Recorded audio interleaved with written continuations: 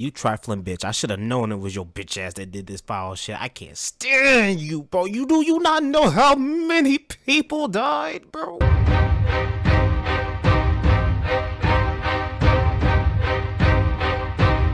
What's up, everybody? It's your boy KiddxStar, and I got the newest chapter of My Hero Academia for y'all. We about to review it. But before that, if you like the content, if you like the review, please leave a like, comment, and subscribe, and let's get right into this review.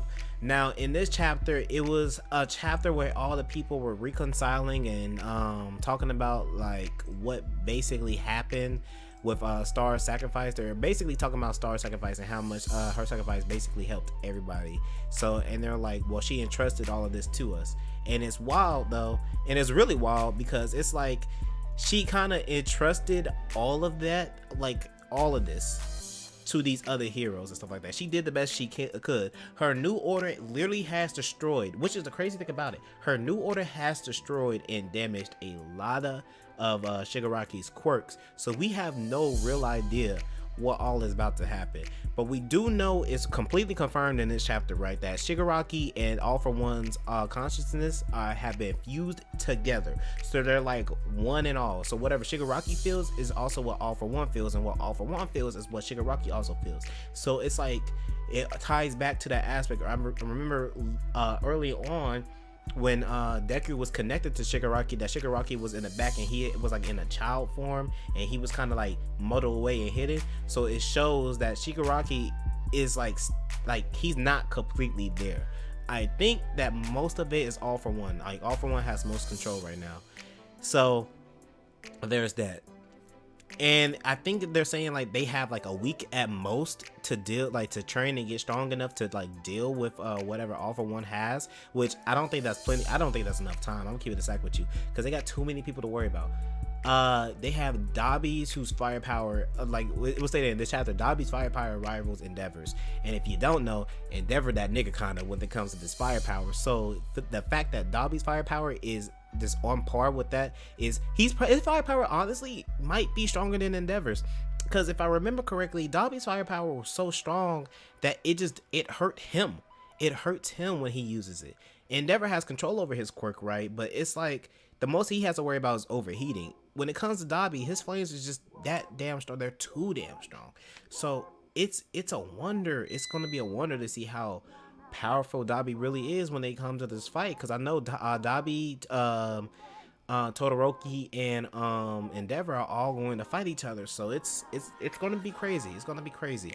But moving past that, we sit there and we have all the kids, like they're all grouped together, they're talking, and it's like, okay, we got to do this, we got to do this, and it's showing like these kids have grown up. They grown up exponentially, and it's only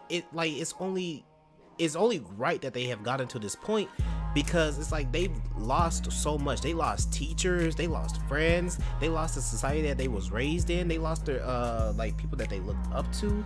Like they're seeing the truth of what it's really like to be a hero, and every single person in the group has like affirmed themselves. They were like, we're ready for it, except that trifling that little bitch, you know, just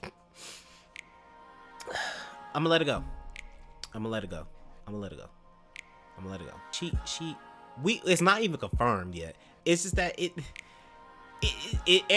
it's her, it's to be expected, but at the same time, it's aggravating because I was really hoping it wasn't her. This chapter shows how fucking brilliant All For One is when it comes, like, he's on his Itachi shit. Because if we think about it, Itachi spent many years planning a bunch of this shit. All For One in this case has spent many years, has many different paths and facets to get to what he wants.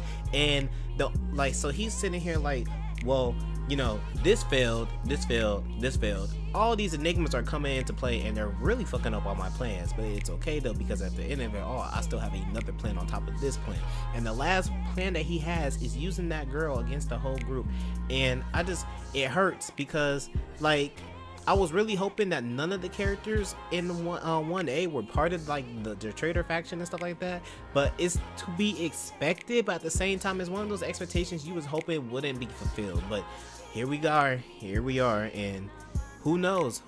It might have just been a red herring. It could have been a red herring, but I'm not entirely sure, so we'll have to see. It just kind of sucks because if if the traitor really is Toru, then there's that just drives a big wedge.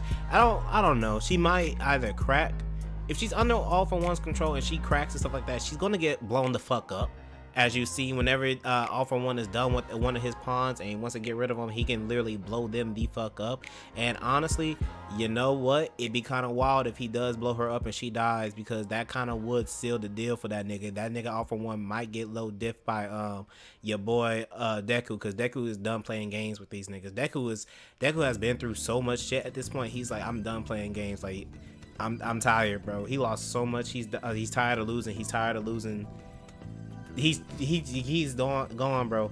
One of All For One's biggest mistakes was actually letting these kids get stronger and letting them grow up and do what they're doing right now. Because the moment that Deku masters One For All, it's gonna be hell on earth for All For One. Like, at that point, it's like, yeah, All For One has all these damn quirks, but Deku will have like 6 master quirks of like powerful motherfuckers, like, and then he'll end up being able to fly too. Like, yeah, it might be raps for that nigga. There was like a little funny tidbit in the chapter though that I want to shed light on. It was when Rikido had said something about like, damn, Bakugo still acting the same, and he had all that character development. That's wild. Like, that was kind of funny. That was like a little fourth wall breaking, but it wasn't too bad. It wasn't too bad. But aside from that, like, Bakugo in this chapter also made a note that he has a brand new technique called clusters. So I'm kind of curious if it's like Hellzone. I'm thinking it's like Hellzone grenade.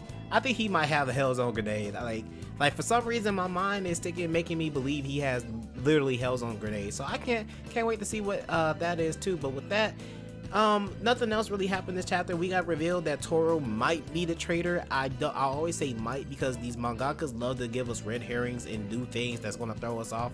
But if she's like confirmed like in the next chapter to be the traitor, there's so much, like, that opens up so many doors for the potential of this story and what could possibly happen between her, the group, what she could end up doing to the group, what could happen to everybody else. But it leads to so much stuff, because it could still lead to, like, you know, the rebellion, the revolutionary army or something like that. Like, I forget their name.